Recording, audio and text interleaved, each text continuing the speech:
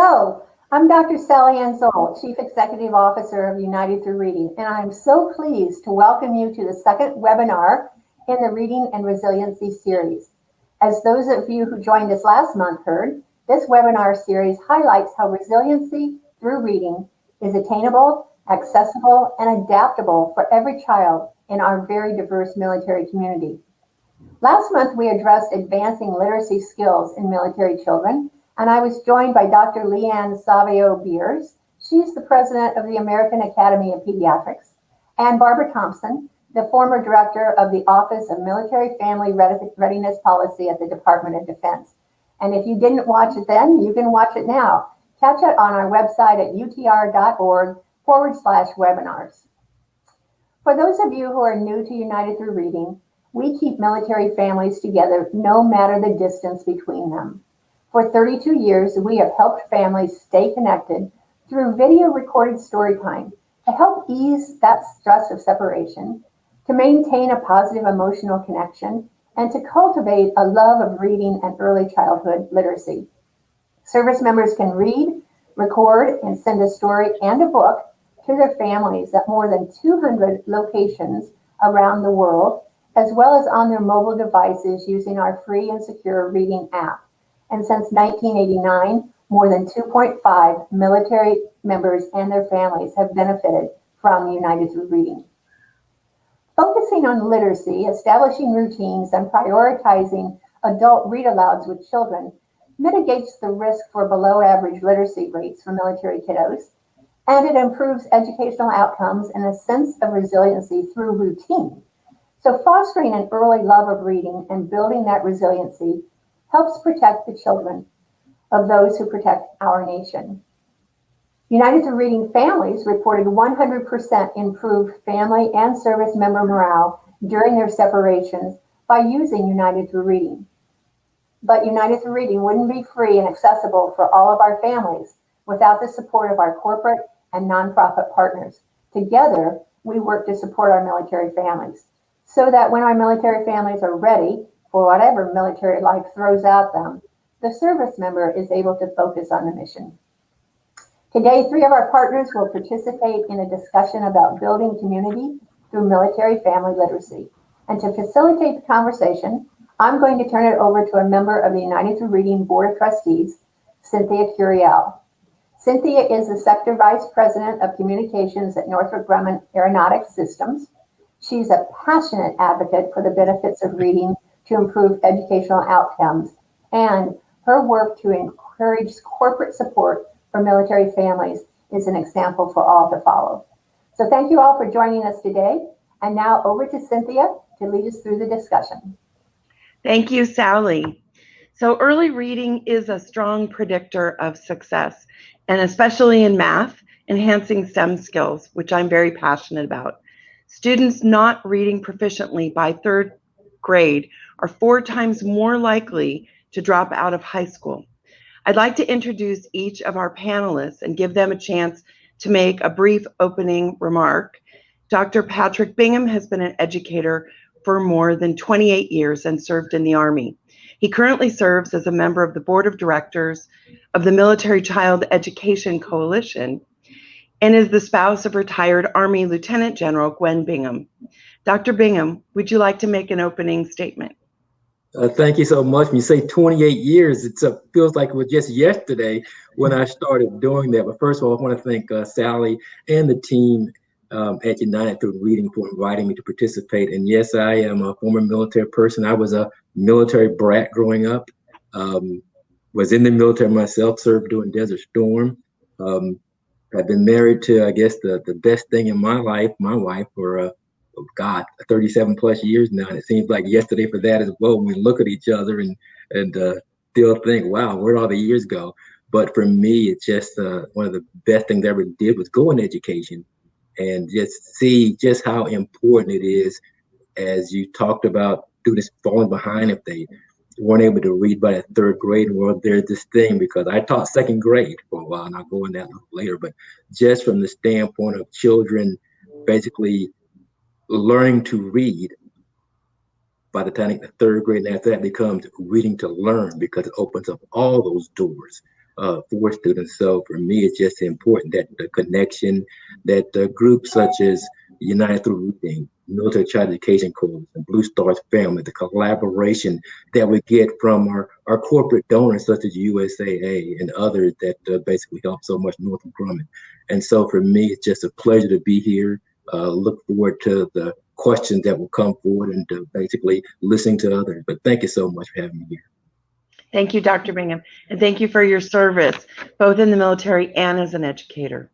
It's my pleasure now to introduce Harriet Dominique, Senior Vice President, Chief Diversity, Equity, and Inclusion and Corporate Responsibility Officer with USAA, huge job, where she also serves as the President of the USAA Foundation and President of the USAA Educational Foundation, with the purpose to lead and inspire actions that improve lives in the military and our local communities. Harriet leads high-performing teams that are dedicated to elevating equity and inclusion, improving military family resiliency, increasing investments to military philanthropy across the nation, and strengthening local communities where USAA employees live and work. Harriet, please share your opening remarks. Well, good morning, everybody, and thank you so much, Cynthia. I should have seen that introduction first and cut it in a fourth. My goodness, it took most of the panel time. Who is that person you're talking about? And it is such a pleasure to be here today, and actually an honor and a privilege to share this panel with you, Cynthia, and what you do. Dr. Bingham, oh wow, I love your wife. I'm sure not as much as you do, but love her, and I'm so inspired by her, and really grateful to be able to share just some of my experience aligned with your expertise, and to expound on why USAA is here and has been a longtime supporter of United Through Reading. USAA exists for close to 100 years now. We'll celebrate our 100th anniversary next year, solely to support military families. And Sally and United Through Reading team, thank you so much for your 32 years of dedication to military families, military children, and making their lives better. We couldn't imagine a better partner, and we're so grateful to be here today. I also, if I may briefly, want to extend a note of appreciation for Vice Admiral Jim Zortman and his wife, Kathy. They serve on the USAA board. They also serve as, on the board and supporters and advocates for United Through Reading. And I want to thank them for their lifetime of service to our nation and for all you teach us at USAA. We're grateful for you. As I said, USAA has exists for 100 years to serve military families. And Sally and attendees, I promise I won't be a USAA commercial, but I've been with the company for 32 years. So I just need to tell you a little bit about why we are here. In addition to the products and services we provide for military families, we also have a corporate responsibility philanthropic strategy that prioritizes support for military families. Our signature cause is military family resiliency. So whether it's our products, our services, or our philanthropic contributions, we want to make sure that military lives are better. And again, United Through Reading is a perfect place to invest our dollars and time, and we additionally learn from the great work that you do. So I'm excited to listen and learn from you, Dr. Bingham. The hard thing about being on these panels is that you can't just sit and take notes, and I will be taking notes. But thank you very much, and I'll turn it back over to you, Cynthia. Really excited, and thank you. Thank you, Harriet. So our first question today is for Dr. Bingham. What are some ways in which communities work together to support military child education? Well, that's a good question. And before I start that, I do want to tell Harriet that I feel a little aged now because I've been a member of USAA for 40 plus years now. And so Thank you. I'm only 100 years old. I'm almost right there with them. So, we love our members. Thank you. Yeah, but anyway, but it's a good question. And so when I thought back to my childhood, going to school, being a military brat, moving around, trying to make the friends. I think next to our parents, teachers play the most critical role in supporting the needs of our military affiliated students. When I left the military and embarked on my career in education, my first position was as a second grade teacher. And it was tough work because you had the mind and the heart of a child who you're working with, and their parents trusted you. And oftentimes, my first place I worked at was Killeen, Texas, Meadows Elementary School. And just the thought of basically, I'm responsible for instilling that love of learning, for helping children capture that literacy component that's so important. That is why what takes place in United Reading is so important, because reading is that key, and developing that love of reading is that key as well. And so I realized how important that was, because you weren't only building a relationship with that student, but with their entire family. And during the early days, there weren't the massive deployment that took place, from 2000 onward. But there were still those field exercises, those TUI trips, those either mom or dads that were going to Korea or other type exercises. And so you realized the importance that you were making that connection with the family, and they were trusting you with that educational aspect. And so there's so many things that were put in place when I think about the students that you work with and the programs that counselors put in place through for teachers and principals and the parents. And through the years, all of that basically has been so valuable. When you look at organizations like UTR, how they work to encourage that power of reading as a means to foster family ties. I mentioned earlier about the famous scholastic book fairs, and although there were those proper things were involved, there was that love of reading when a parent could come and let their child pick out a book, or they want a book and they want to read to their parents, or things to that extent. And that all starts with that joy of reading, that read aloud type component that I took for granted when my mom or my dad would read a book to me at night. By the bed, you're like thinking, hey, read some more. And then before you knew it, you pretty much knew what parts are coming up over time. And so I think that is just such a viable component of that and everything. So in organizations like UTR, they work to foster that power of reading as a means to foster those family ties, and that student academic development takes place from there. Um, I belong to MTech. I'm on the board director, and they foster that same type of educational awareness in the programs that take place as well to help our students succeed. And so for me, it's just so important when we talk about the things that take place. Unfortunately, a lot of the program things that we need, they cost money. And although many of us can make our small donations, or we'll look and see, it's with the help of those corporate donations, the things that take place from our business partners and corporations that come into play. I know that USAA is a big supporter of UTR, and as a board member with MSEX, I'm proud of the association that we have, because they have been the longest and most generous donor for the Child Education Coalition as far as what we do. And so it basically means a lot for anyone that works with students, be they in the public or private sector, that they know that there are organizations out there that have, I call it that social awareness, that public conscience of doing things, not because it's any sort of break, but because they know it's the right thing to do. Because that strong educational component that comes to being able to learn to read, and basically that connection with our families when families are deployed or when they can't be there, it allows them to have that peace of mind.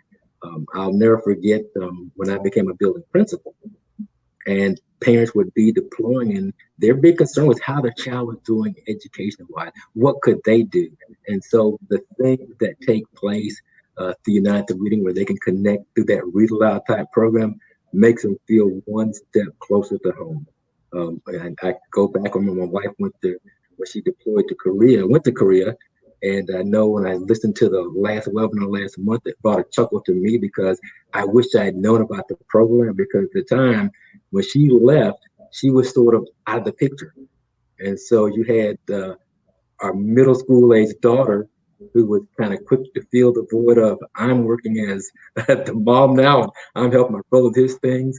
And I remember my wife came home kind of mid-tour, and we're having conversations around the table, and she wasn't kind of a part because we had kind of not moved on intentionally, but we'd gotten the cat in during the time frame she was gone. There was routines that were taking place, and there was this conversation. I thought, wow, I said, you don't think about it. And so it made me realize, how important it is for us to do so. But when we go back and we talk about that importance of building that community, building those ties in between, there are things that take place that aren't just financial in nature, but they're that corporate responsibility that goes on from the standpoint of volunteers that take place to work with this. They provide valuable resources. In the case of, I feel like Deloitte, they've been a sponsor for many organizations as well that instill the importance of helping organizations that work for the educational standpoints of our children as well. In Texas, and I know everybody doesn't live in Texas, but HEB is another one of those corporate type sponsors. They're a food chain based place. I like them because they have such a great variety of things, and not living near commissary, hey, they become a great option. But they have been just a valuable resource and support of MSEC as well. And I know I've seen the slide already, but I know BAE Systems and Reader's Digest Foundation, Dollar General, who I was not familiar with their literacy wing until I started reading about the UTR. And those are the things that sometimes go unnoticed by the general public. And I like to tell my wife and I, we have this socially conscious, well, our kids are quote unquote very socially conscious. And so when they find out organizations that do things on behalf of children or basically causes above and beyond, they're always saying, hey, those are the ones you want to support. And so I'll be glad to go in like any of these places now because of what they do for our military affiliated children, which in turn assist their parents in doing their missions and build those stronger ties. It has these implications that are just far reaching when you look and see that they're doing things that make it easier. I know my fear right now sometimes, because we're saying we're drawing to a close in our conflicts in the Middle East, that many people in the general public may lose focus on the importance of making sure we're taking care of those educational needs of our military children.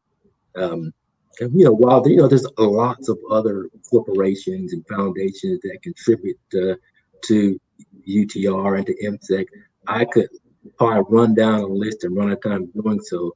But my key takeaway from all of that is that investment in the form of their funds, their people, their time, is critical because it's one way that we work together to meet the needs of our military children. So it might be kind of cliche that teamwork is the dreamwork, but it is. It starts with teamwork and collaboration, and that's the common denominator among the industries, the corporations, the individuals that have that passion, like Harriet's demonstrated. It's an individual thing. They say it's an affair of the heart, where people do things that are not because of what it does for them, what it does for others.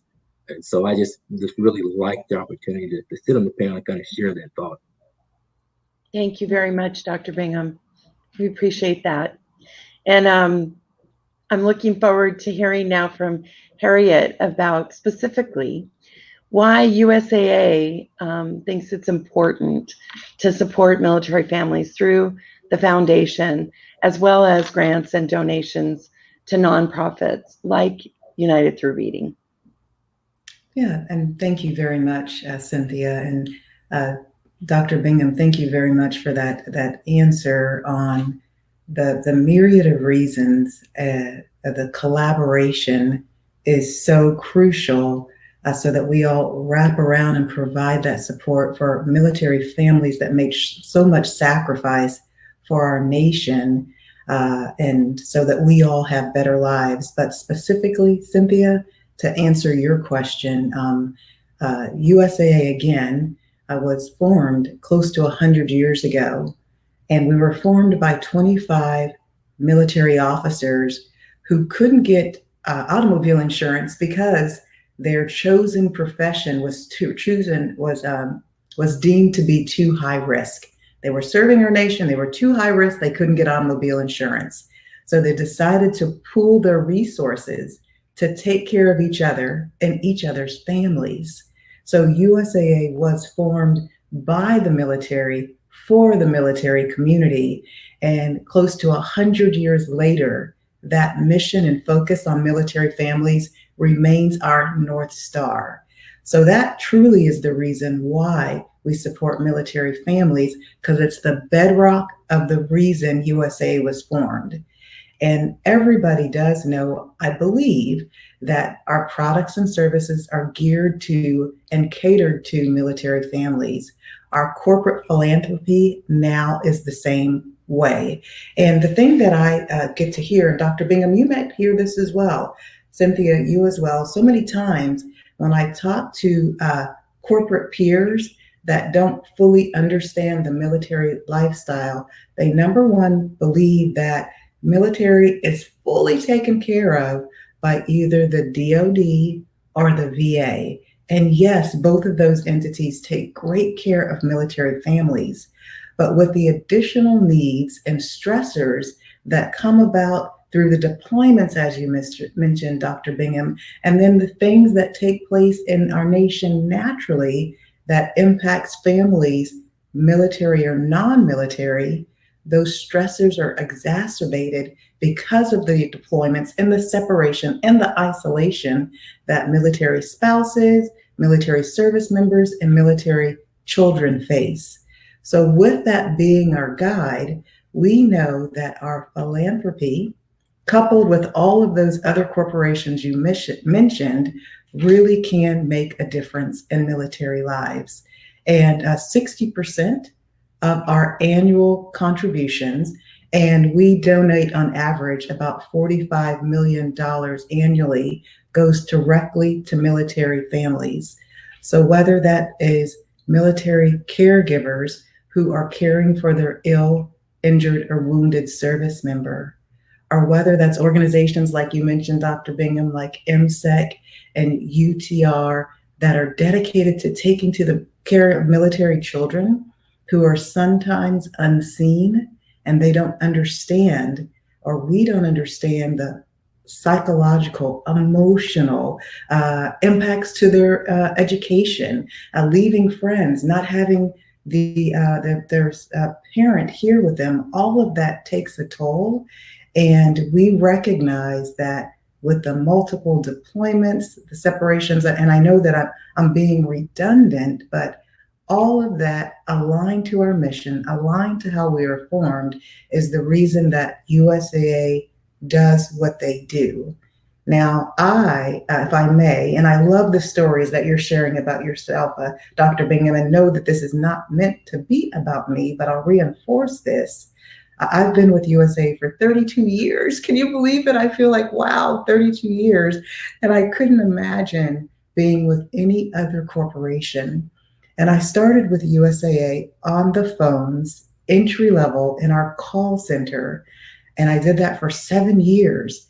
And I took call after call after call of military service members or their spouses expressing the need and the criticality of the service that we provide. And that's truly where I fell in love with the military and understood that they are serving us with everything in them, and they need the nation's support as they take care of us. So Cynthia, I couldn't be more grateful and humbled for this opportunity to serve military families.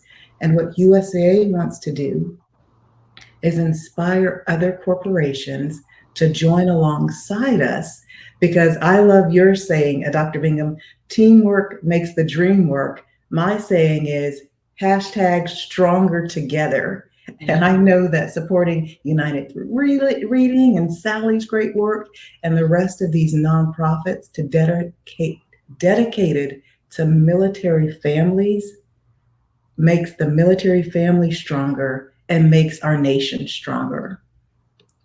So I Thank hope you. all that makes sense. That does actually, Mhm. and it's like it's perfectly scripted. Excuse me, for a question that I'd like to pose to Dr. Bingham on the way these organizations not just work alone, but work together to support military members and their families. And you made a comment earlier, Dr. Bingham, and I think, Harriet, you've underscored it, about when these various organizations work in parallel, that is the teamwork that makes the dream work. So maybe you could expand a little bit more on that for us with this next question on what multiple organizations or military organizations working together will result in for our military children and the rest of the family. Yeah, and that's a great question. Like I said, I'm processing what Harriet said about the hashtag, because it took me a while to get on like Twitter and different things to understand like what hashtags. I feel like the it's the hashtag. I didn't know. I used to call it the pound symbol still when they start saying hashtag.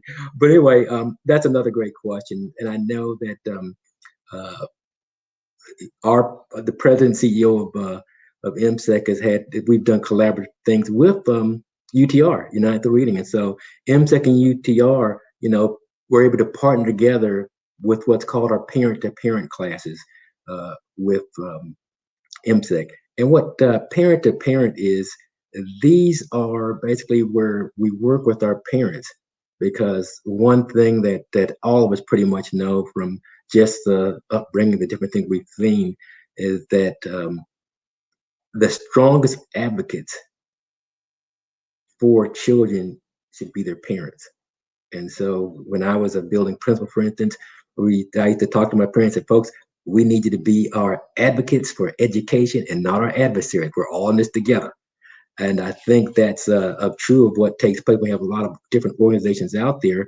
And I think what the beauty of some of our corporate sponsors, but also of organizations that work on behalf of military children, military families, when you look at UTR and their basis of saying, hey, building that literacy, founding that love of reading, and instilling that ability to read, because that's where it all starts at.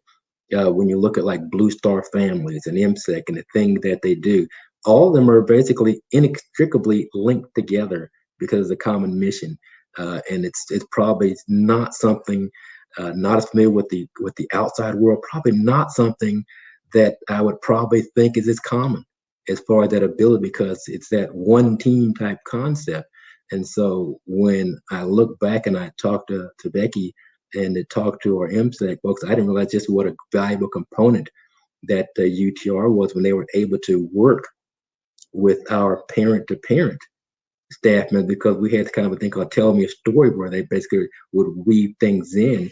But working with UTR, they're able to add that component into some of our trainings we do, so that parents are basically able to take it that step further and understanding, hey, you're recording a message, recording this book that we're reading in order to share, in order to hear that voice. And then when you look and see how that all comes into play, where it doesn't matter where at in the country, where at in the world that a parent could be at, that they're able to make that connection through literacy, the parent workshops and the webinars. And when I started looking back through the webinar series that have taken place, and it's so much changed the way that we're able to do things, because early on, I think that organizations like UTR were able to basically get that message taped and sent back before we were in this pandemic era, and so it really put them a step ahead, because it meant we're kind of already postured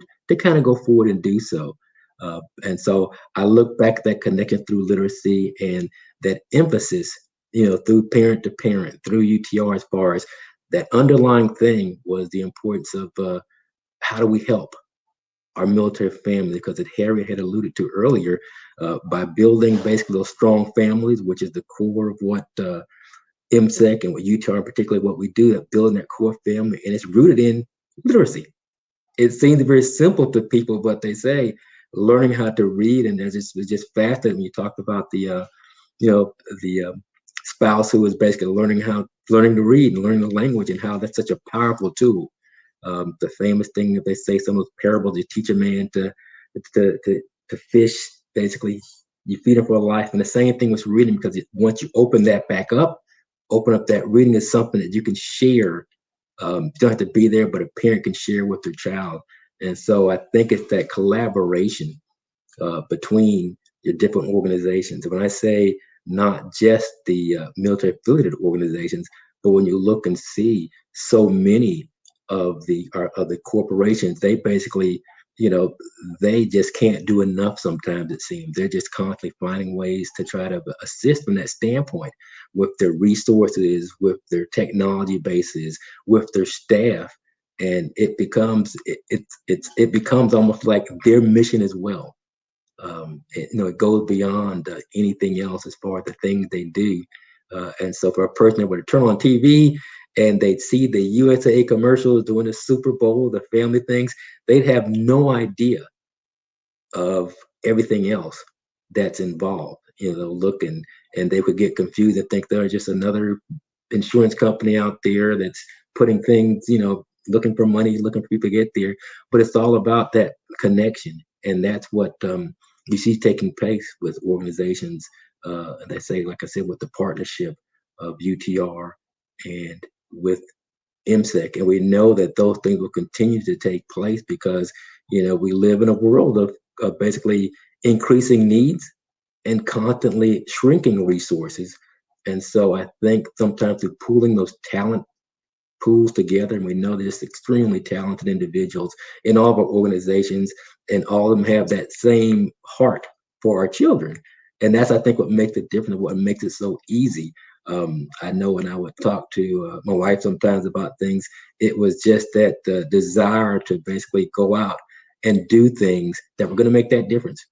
And so I'd be remiss not to mention something, and this is not so much something that involves our community type organizations, but something simple at the time to me was when you have so many adopt a school programs that are operated on military installations. And as a teacher and as an administrator, I had a chance to see firsthand when we could invite readers into the classroom.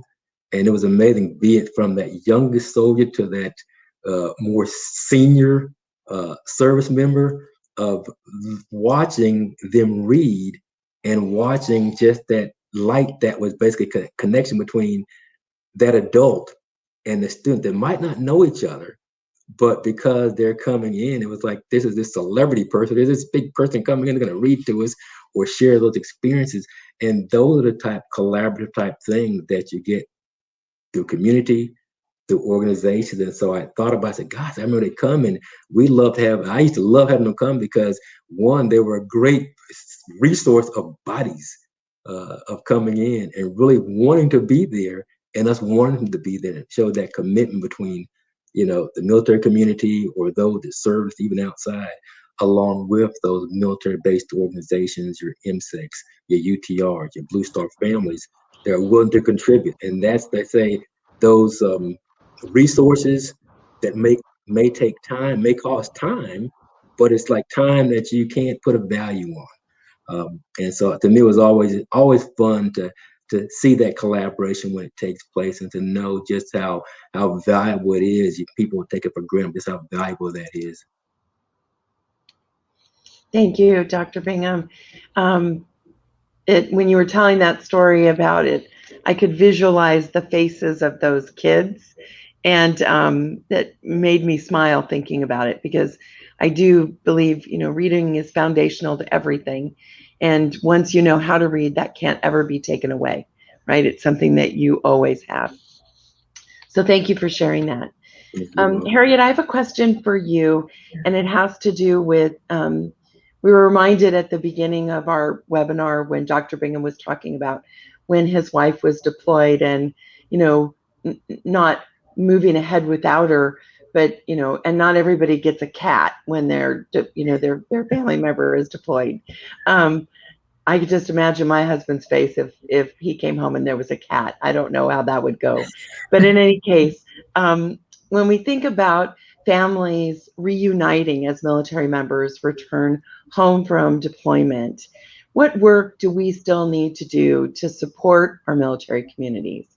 And what messages do you have about what those working to support military families should be thinking about? Great question.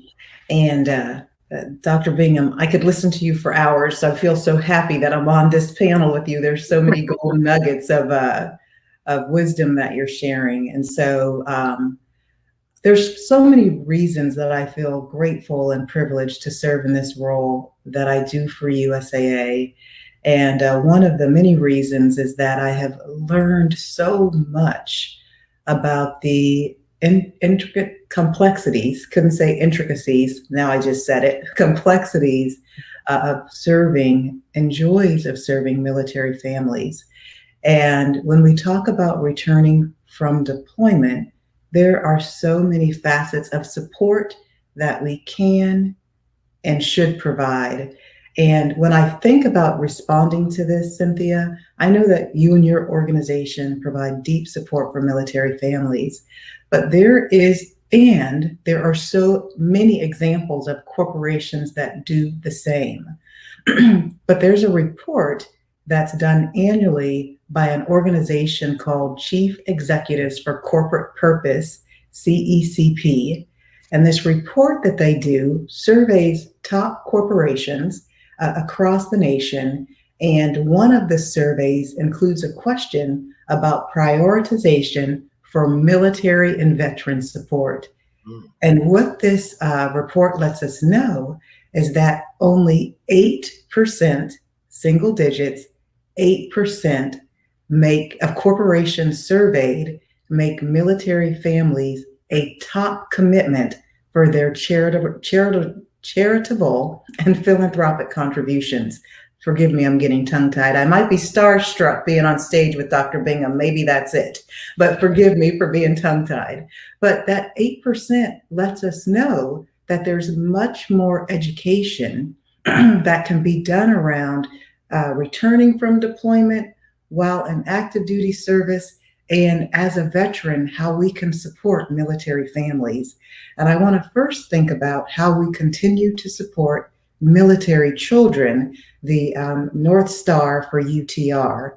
And as you've said, with the multiple deployments and moves for military children, there are so many impacts to disruption in their in their education, to military stressors impacting military health.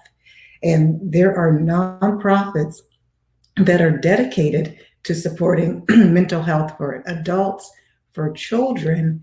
And so whether it is the education, the mental health, the reintegration, the respite care, all of that soup to nuts is needed as families reintegrate and they come home to a new cat or puppy or whatever that is after deployment. And so I think about the wraparound services for the children. And then we actually think about the service member who is returning from deployment and whether that involves the invisible wounds of war or visible wounds or just getting back to the family, a unit. There is work that should be done around taking care of that service member and the stressors that they dealt with while on deployment. I think about the military spouse and those spouses that are the caregiver or the nucleus of the family unit and the support we can provide with childcare, respite care, employment. Military spouses are underemployed, and that's another area of focus that we could have around military community and the support the families needed. And then the last area of support, and this is a reality that I know we don't maybe naturally think about when we talk about supporting military families, but we also need to focus on those service members that don't return from deployment and the families that have made the ultimate sacrifice, and how we continue to hold them up and honor their children and their spouses that are dealing with the loss of their service member. And we do all of this through organizations like MSEC, we've talked about, United Through Reading, Blue Star Families, the Elizabeth Dole Foundation focused on caregivers, TAPS, Tragedy Assistance Program for Survivors. So I encourage my corporate peers that think their program might not align to military families because that is not their primary focus. But if you focus on education, feeding families, the digital divide, every component of your corporate program could be targeted to take care of this special group of our nation, the 1% that serves, and they make the sacrifice to make sure that my everyday is filled with joy and freedom. So I know that that might have been a roundabout answer on deployment, but truly every area of the military family could be supported by our time, talent, and treasure and dedication to what they do for us. I think that's really an important statement because, again, Dr. Bingham had mentioned something earlier about it doesn't matter if it's a temporary duty assignment, if it's a reservist that's drilling on a weekend, or if it's somebody that is deployed, overseas for a longer period of time, whether they return after 2 weeks, 2 days, 2 months, or a year, there's still support that's required. And organizations like yours and the other nonprofits, companies like mine, we're focused on it because it's a military connection. There are lots of companies who have military members and reservists and veterans that work for them, whether they're in the line of work that supports the military or not. So there's room for all at the table. There's room for more team members at the table. And so I think that's a really important connection that you've made there. So I have a last question that's really for both of you. So maybe Dr. Bingham, you could go first, and then Harriet, you could close us out. So I don't think that we could close out our discussion today without talking about what the COVID-19 pandemic has done to impact and the profound impact that it's had on education and then economics, quite frankly, for families, particularly military families. So what are some of the ways that our community can work together to overcome the impacts, to help accelerate past them in the coming years and really truly bring things back to normal for our military members and their families? So Dr. Bingham, would you share with us first? Yeah, and that's a great question. I'm still in my head circling back on just some of the profound statements that Harriet made on the previous question, and I couldn't help but think of the fact that I think that that 8% or whatever the large number of companies that don't.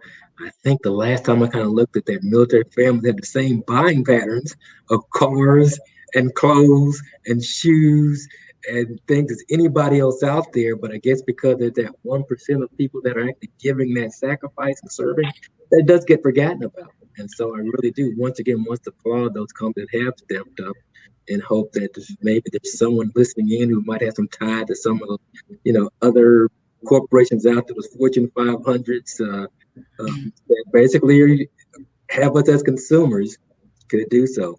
But when I look back, looking back the question, I believe that some of the data that United Through Reading collected, state that over 57% of military families reported COVID-19 had already negatively impacted their children's education. And while I'm not sure when the survey was done, I know that it feels like an eternity, year and a half in. And I know as an educator for me, I told my wife my first concern was those pre-K and kindergarten students that weren't going to be able to be in classrooms because that vital role that learning to read and that I call it that social interaction plays in their lives. Because my first school I was a building principal at, Prince George County, Virginia, which services about 50% of the students from Fort Lee. Well, I remember that my school campus initially was a pre-K through second grade. And going in and watching these pre-K students come the first days of school and their teachers working with them and the parents having to kind of let go and let them off the bus and get them inside. And that importance of watching in the classroom, those first days, those first weeks of them learning how to sound out letters or to read, or when you walk into the classroom and they quote unquote treated the principal as that's like a god. And so walking inside and them wanting to show you that they could read or they could call out a letter, and you sit there and just listening and watching their faces that glow. And so I think with the pandemic, what we saw we had to do was a quick pivot. And unfortunately, what we also saw was, I guess, disparities as far as that access um, that all kids didn't have. When we said, hey, they'll be able to get these resources at home, and you had places where, well, there wasn't any connectivity or there wasn't the technology there. And so that's where, organizations like United Through Reading, because we know our military children are impacted so much, because while many other families to kind of stay in place, it didn't mean an end to basically movements of families from place to place. It didn't mean there was an end to deployments or those different things out there. And so now you had a new layer of things that were in place. And so I think through webinars that quickly became kind of the norm, that helped bridge that barrier in between.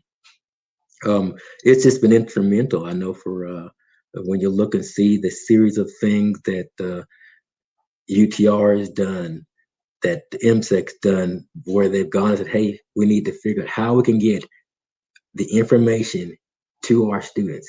And I probably believe that UTR is probably in a great position to do so, because they had already had, hey, we have a way of doing the recording, getting the things there, making a connection there. So they're already a step ahead of many organizations. And I think for schools, it was probably a blessing to have organizations out there that already had things that were in place that they could share with schools. And say, hey, well, this is a way you can do this, because we've been sort of researching and doing these things for ages. And for teachers, it became a new modality for them. And so they were learning right with the students. And I go back and I keep saying the importance of webinars like this, and the fact that this is something that can be recorded and shared, and basically even maybe replicated by people who say, hey, this is a great way for us to present this, that will enhance educational opportunities for our students as well. And so it's just a great way as far as when you talk about the various entities out there using their webinars, working with our military affiliated students, because there'll always be sort of that call it disadvantage, because nobody thinks about the child sometimes, because a parent, they go to a new place and there are things in place. They know who their bosses are going to be. They just got to know who their peer group's going to be when they go in. There's a much more consistent fashion in all the services of when they go. But you go from school to school, the things differ. And so I think what United Through Reading is able to do is that there's that common thread of, hey, this is how we run a reading program. This is how we can teach parents to connect with their kids and to stay there when they get there, and all of a sudden they're gone, and the spouse and the child are in this strange new place, not to mention strange new place where you can't even go out and meet the neighbors or the teachers or the school. You see them on TV. And I know I've talked to so many people, and they say that when we were having to wear the mask in different places, that you couldn't read the expression on people's faces. And I recall someone that my wife and I were doing some volunteering, and we're talking, and a lady, she was had her distance away. She said, "Could you just take your mask? I want to see your face." And I took my face. Said, "I thought you were smiling up underneath there." And it's just simple gestures like that, or just things that you can't pick up on without that human connection. And so I know that this reading webinar series that's being conducted, even now, it's the testimony to how organizations like UTR have demonstrated their commitment to ensure their military affiliated students are getting what they need. And do we live in this perfect world we can get things right the first time? know, but it's a step that others aren't able to do. And so I'm going to go ahead and just close my comments for now and pass on to Harriet. So many great points there. And I agree with the central point that you made of how United Through Reading was so prepared for this unprecedented time that we could have never imagined, where we'd have to use digital and virtual to connect and engage.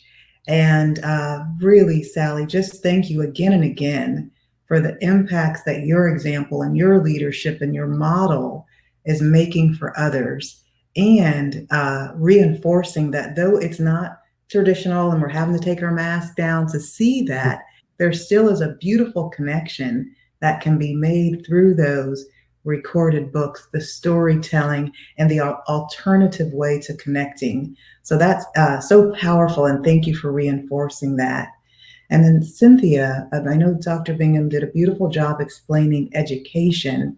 And in addition to the educational impacts of the pandemic, there was definitely an economic impact that ranged from military families counting on two-income household. And because of the pandemic, a spouse losing their job and all the implications of instantly having to move to a one-income household, from food insecurity. And what the stats let us know is that 25% approximately of individuals that use food banks and food insecurity and nonprofits, 25% of those were military families before the pandemic, and those numbers increased. And we talk about the implications of childcare, lost job, the financial implications, and the mental stressors of being in isolation in a town where you don't know those around you. There were significant additional impacts and implications for military families. And the silver lining in all of that is that we do have corporations that are dedicated to military families. And we have incredible nonprofits like UTR, MSEC, and the others that we've talked about who care for military families and dedicate their time to ensure the impacts were mitigated. But I know that we are so optimistic and hopeful. The vaccine is here. Life is starting to return to a semblance of normal, but there is a long road ahead of us. And we're incredibly grateful to organizations like Blue Star Families that help us see with clarity where the needs are so that our efforts are targeted and smart and impactful. And I just want to take a quick second as I close to just say thank you again to Sally, Dr. Bingham, Cynthia, and the UTR team, and a special thank you to all of the military families serving veterans, spouses, children, caregivers, and families of the fallen. Thank you for your sacrifice and your love for our nation. And we are better because of what you do for us. It's really been an honor and a pleasure to represent USAA. And I'll close with my hashtag stronger together. Love this team and God bless. Well, thank you both so much. I can't believe how fast this hour has gone. And it's been such a pleasure to moderate this humbly with a few questions and to let you really talk about the importance of both the organizations like UTR as well as the companies that support it, and the individuals, quite frankly, that support it, and the families that we serve. The key word for me and what underscored everything that you talked about, especially in that last question, was this idea of resiliency. And so I believe you both established today that strong military community support of the foundational importance of literacy not only improves the lives of military families, but it also improves retention, morale, and overall mission readiness for our military members. Resiliency through reading is attainable, it's accessible, and it's adaptable for every child in our diverse military community. The corporate community support, which we've talked about for organizations like United Through Reading, has been a key component in bolstering the educational building blocks for military children and helping to maintain high levels of family quality of life, especially in times of deployment and then certainly what we've seen during the pandemic. I'd also like to thank the audience for joining us today and to share a reminder that the next webinar in the Resiliency Through Reading series will be held on June 16th and will address keeping military families connected and reading ready. Please mark your calendars to join us and register to attend at utr.org. Thank you all again. We look forward to seeing you on June 16. And Dr. Bingham and Harriet, we have been totally stronger today because of both of you. Thank you very much. Thank you both. What a pleasure. Thank you so much for the opportunity.